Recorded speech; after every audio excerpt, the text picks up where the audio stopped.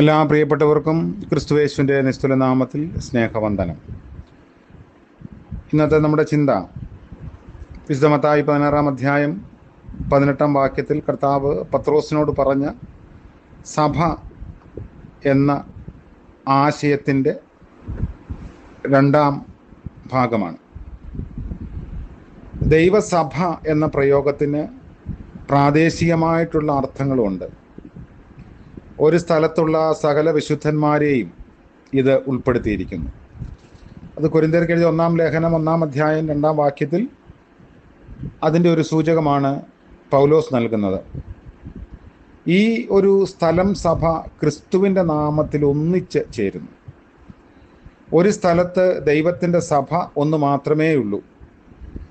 അതായത് വിശുദ്ധന്മാർ കൂടി വരുന്ന അനേകം സഭകളുണ്ട്.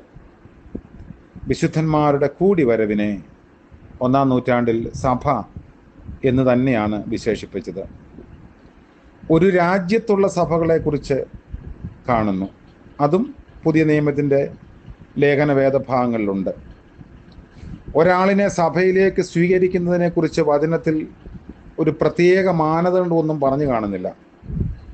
ദൈവം മാത്രം ഒരാളിനെ സഭയോട് ചേർക്കുന്നു. സഭ അപ്രകാരമുള്ള ഒരുവനെ സ്വീകരിക്കുക മാത്രമേ ചെയ്യേണ്ടതുള്ളൂ. വിശുദ്ധ പൗലോസിനെയും ബർന്നബാസിനെയും യെരുശലേമിലെ സഭ സ്വീകരിച്ചു. ഈ സ്വീകരണം അവരെ ആ സഭയുടെ അംഗങ്ങൾ ആക്കിയില്ല. റോമിലുള്ള വിശ്വാസികൾ അന്യോന്യം കൈക്കൊണ്ടുവന്ന് റോമാലേഖനം 14-ാം അധ്യായത്തിലുണ്ട്.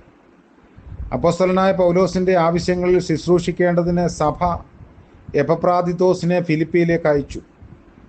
അവനെ മടക്കി അയക്കുമ്പോൾ അപ്പോസ്തലൻ പറയുന്നത് അവനെ കർത്താവിൽ കൈക്കൊള്ളണമെന്നാണ്.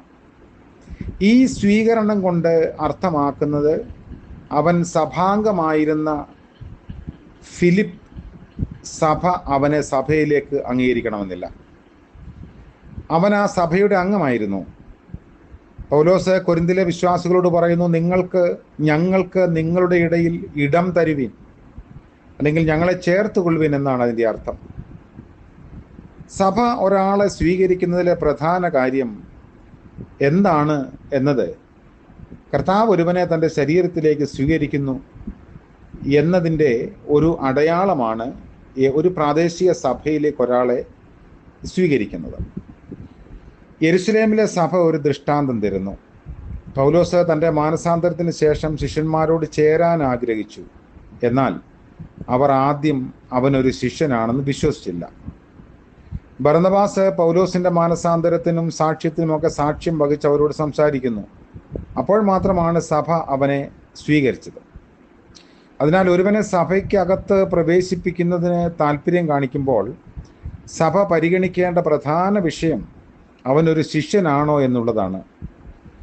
ഒരു ശിഷ്യനെ അവൻ്റെ ഏറ്റുപറച്ചിലിനാലും നടപ്പിനാലും അറിയാൻ കഴിയും.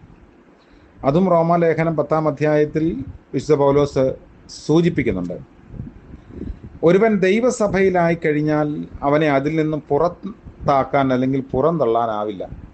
ദൈവം ഒരാളെ സ്വീകരിച്ചു കഴിഞ്ഞാൽ ആ മനുഷ്യൻ ആ സഭയുടെ ഭാഗമാണ്. പരസ്യമായി പാപത്തിൽ ഒരുവൻ ജീവിക്കുന്നെങ്കിൽ അവന് നടപടിക്രമങ്ങളുടെ ഭാഗമായി ഒരു പക്ഷെങ്കിൽ സജീവ സാന്നിധ്യത്തിൽ നിന്നൊക്കെ അകറ്റി നിർത്താം. എന്നാൽ സഭയിൽ നിന്നും ബഹിഷ്കരിക്കാൻ ആർക്കും അധികാരമില്ല.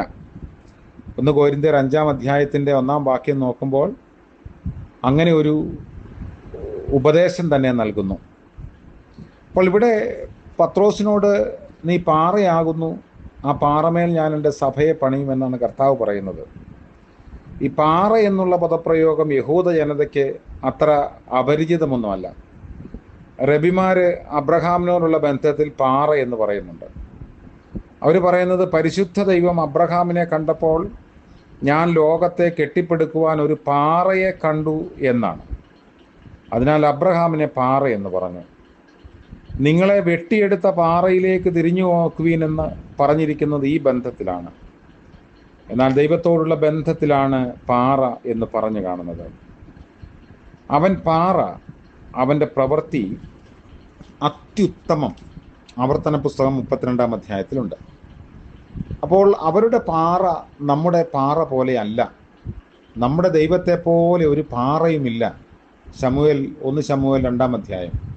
ഇപ്രകാരം നിരവധി ഭാഗങ്ങൾ നമുക്ക് പഴയ നിയമത്തിൽ കാണാം. എന്നാൽ ഒരു കാര്യം വ്യക്തമാണ്, ഒരുവനെ പാറ എന്ന് സംബോധന ചെയ്യുന്നതിലുപരിയായ ഒരു ബഹുമാനം കൊടുക്കാനില്ല. അതിനാൽ പാറ എന്ന പദപ്രയോഗത്തെ നമ്മൾ വ്യാഖ്യാനിക്കുമ്പോൾ, നീ പത്രോസാണ്, ഞാൻ എൻ്റെ മേൽ അല്ലെങ്കിൽ ഈ വിശ്വാസത്തിൻ്റെ മേൽ എൻ്റെ സഭയെ പണിയും. പത്രോസിന് ഈ സത്യം ദൈവാത്മാവിനാൽ വെളിപ്പെട്ട് കിട്ടി. രണ്ടാമത് പാറ എന്നത് യേശുക്രിസ്തു ജീവനുള്ള ദൈവത്തിൻ്റെ ക്രിസ്തു ആണെന്നുള്ളതാണ്. 3 പാറ എന്ന് പറയുന്നത് പത്രോസിൻ്റെ വിശ്വാസമാണ്. അപ്പോൾ നമ്മുടെ വിശ്വാസം ഉറപ്പുള്ളതാണ്, ഉറപ്പുള്ള പാറമേൽ. കർത്താവ് ഗിരിപ്രഭാഷണത്തിൻ്റെ അവസാന ഭാഗത്ത് പറയുന്നത്, ഈ പറഞ്ഞതെല്ലാം കേട്ട് ചെയ്യുന്നവൻ ഉറപ്പുള്ള പാറമേൽ വീട് പണിത ബുദ്ധിയുള്ള മനുഷ്യനോട് തുല്യമെന്നാണ്. അപ്പോൾ നമ്മളെ കർത്താവ് തൻ്റെ ശരീരത്തിലേക്ക്, ശരീരമായ സഭയിലേക്ക് അംഗീകരിച്ച് ചേർത്തിരിക്കുമ്പോൾ ഉറപ്പുള്ള പാറയിൽ നമ്മളെ നിർത്തിയിരിക്കുന്നു എന്നതാണ് അതിൻ്റെ അർത്ഥം. നമ്മുടെ വിശ്വാസത്തിൻ്റെ ഉറപ്പിൽ നിലനിൽക്കാൻ, കർത്താവിൻ്റെ ശരീരത്തിൻ്റെ ഭാഗമായി ജീവിക്കാനും സാക്ഷിക്കാനും നമുക്ക് സാധിക്കുന്നുവെങ്കിൽ അത് നമ്മുടെ ആയുസ്സിൻ്റെ പുണ്യമാണ്. ദൈവം നമ്മളെ മാനിക്കും. പ്രാർത്ഥിക്കാം. കരുണയുള്ള ഞങ്ങളുടെ വാഴ്ത്തപ്പെട്ട കർത്താവേ, ബലഹീനരായ അടിയങ്ങളെ അവിടുത്തെ ശരീരമായ സഭയിൽ ഉൾക്കൊണ്ടതിനായി ഞങ്ങൾ അങ്ങേ സ്തുതിക്കുന്നു. ഇന്നും ഞങ്ങൾ ജീവിക്കുന്ന ഞങ്ങളുടെ പ്രാദേശിക സഭകളിലൂടെ അവിടുന്ന് ഞങ്ങളെ കൈക്കൊണ്ടിരിക്കുന്നുവല്ലോ. ആ ഒരു വിശ്വാസം മുറുകെ പിടിപ്പാൻ ഇന്ന് പകൽക്കാലം ഞങ്ങളെല്ലാവരെയും സഹായിക്കണമേ. അങ്ങനെ സാക്ഷ്യമുള്ളവരായി വർത്തിപ്പാൻ ഞങ്ങളെ ഉപയോഗിക്കണമേ. പ്രഭാതം മുതൽ പ്രദോഷം വരെ അവിടുത്തെ കൃപയിലും കരുണയിലും കാക്കണമേ. യേശു മശിഹ മൂലം പ്രാർത്ഥിക്കുന്നു. കൃപയോടെ കേൾക്കുമാറാകണമേ. ആമേൻ. സകല ബുദ്ധിയെയും കവിയുന്ന ദൈവത്തിൻ്റെ കൃപയും സമാധാനവും നമ്മോടുകൂടെ ഇന്നും എന്നേക്കും ഉണ്ടായിരിക്കുമാറാകട്ടെ. ആമേൻ.